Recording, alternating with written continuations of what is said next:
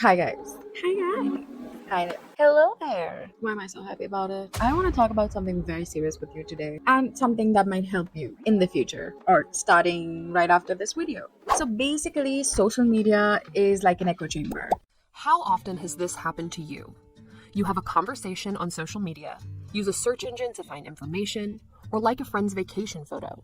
Then suddenly you see advertisements all over the web for products that are weirdly relevant to your online activities. I think everybody knows that by now. We train the algorithm with our likes and dislikes, with our repetitive consumption of similar type of media, coupled with the amount of time we spend on a particular post, etc., etc. Then the algorithm feeds us back the stuff we want to watch. You find yourself in a personalized matrix, and search engines decide what you'll effectively see in it. Algorithms are always striving to keep you online as long as possible, and to do this, they raise the priority of certain information that they think you should like. Therefore, instead of you getting a balanced flow of information, you get a menu of solid desserts and pleasures. Now, if they don't think a piece of news will be liked by you, well, it's promptly taken away and removed. And the more time you spend online, the more comfortable your own personal information bubble will become. Now, we see and hear only what we want to see and hear, and that's effectively a vicious cycle, right? It goes like suggested for you, or you might also like. Seen those before? Yeah, so you're familiar with it. So this is done to keep the user hooked, and constantly glued to the platform. Remember TikTok and now Instagram Reels? Do you ever find yourself spending hours and hours scrolling, oftentimes seeing content from similar people, eventually feeling like you may have a connection with them? All this, again, is not a secret. I'm sure most of you already know this. This goes for our favorite YouTubers, media personalities, celebrities. You probably think of them as people you can be friends with, mostly because you seem to have similar interests as them, so you relate to them. I'm gonna do a lot of air quotes in this video, I think. But if right now I ask you to watch that new show hosted by Kangana Ranaut, what is it called? Locked Up? Lock Up? Lock Up? You would probably hesitate or maybe hate watch it, depending on your love for that type of content and the host's intellectual prowess. Well, coming back to the point, on the face of it, it's such a nice thing, almost thoughtful, in fact, to be served what we want and so closely anticipate our needs. Such a deep understanding of our likes and dislikes. Post after post, video after video of all the things that we care about, all the thoughts and information we already believe in is reiterated back to us by so many different people, echoed back to us. Sure, but what you might not realize is that to be constantly fed the same type of information, the same type of content, ends up resulting in biases or just solidify previously held ones. Now, what are biases? No, it's more than your parents being obsessed with Sharmaji's children because they always scored more marks than you, and so everything that they do is right and you are looked at as a waste of space. Okay, that was dark. So basically, at all times, our brains are bombarded with millions of bits of information. Yes, every second. From the immediate environment, the internet, the sounds, the visuals, the smells, everything. And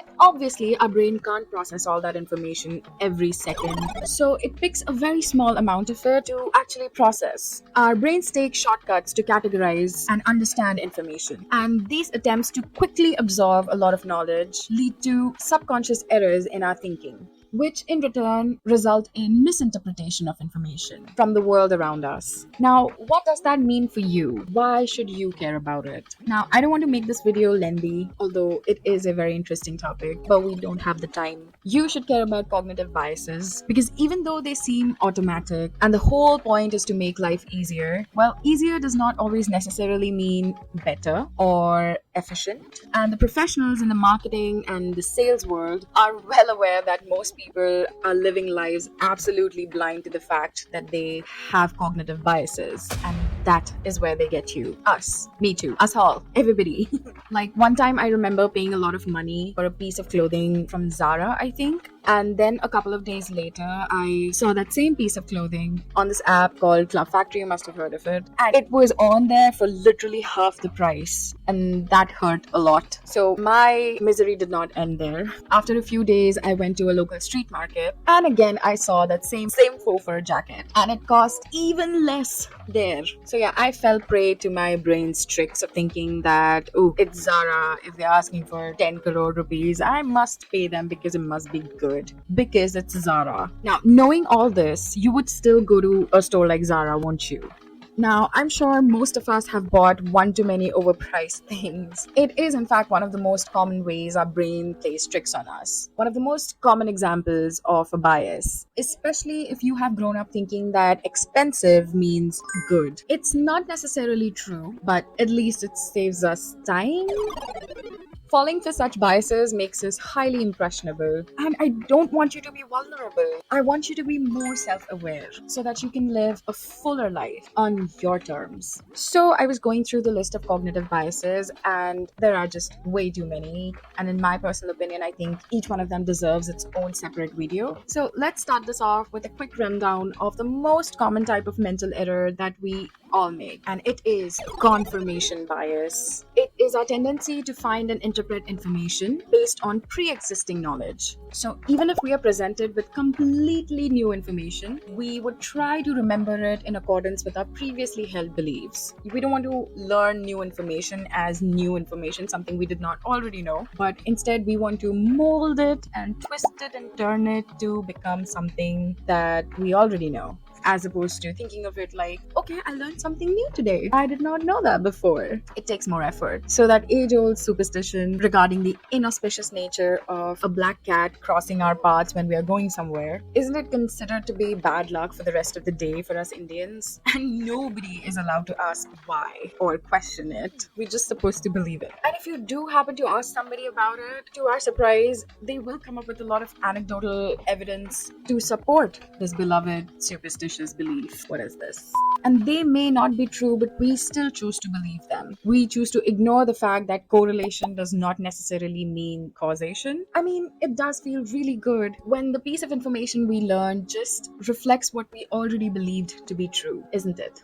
A science journalist, David McRaney, believes confirmation bias is the very reason why we all love social media so much. So this just calls back to what I said in the beginning. Echo chambers are created by highly adaptive algorithms that just play on our most basic nature. They strengthen polarization. They elicit very strong feelings from us to defend our stance at all cost against the others, causing a rift in society. But the real world does not operate the same way the world of social media does. The real world is populated by challenging perspectives. And so naturally, it is better for us to equip ourselves with the basic awareness that there are at least at all times two sides to any issue at hand. Especially for nearly an entire decade, our country has seen a lot of destruction and violence because of this very reason. The hate and the anger against our own fellow Indians, our very own family members, when they don't agree with our political inclinations, they are confronted with hostility and jabs like anti-social,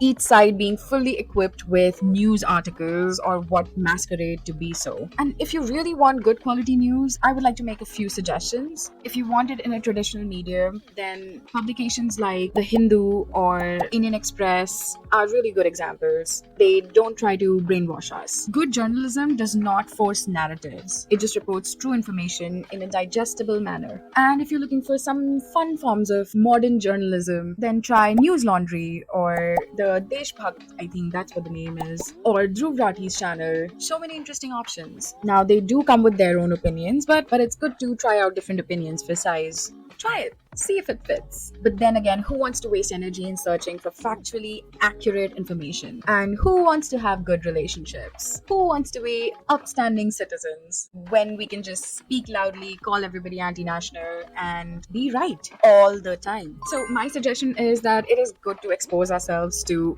opposing opinions, at least for the sake of better discourses. Balance is the key to maintaining our sanity in a fast-moving world. And so I hope that next time you will recognize when your brain or the trolls on the internet are trying to trigger your confirmation bias. What you know to be true previously or what you have believed in so far does not have to be the full picture or the only truth or the absolute out there. So you might still fall for it, but being conscious of that is a good place to start if you want to stand a chance to actually beat it.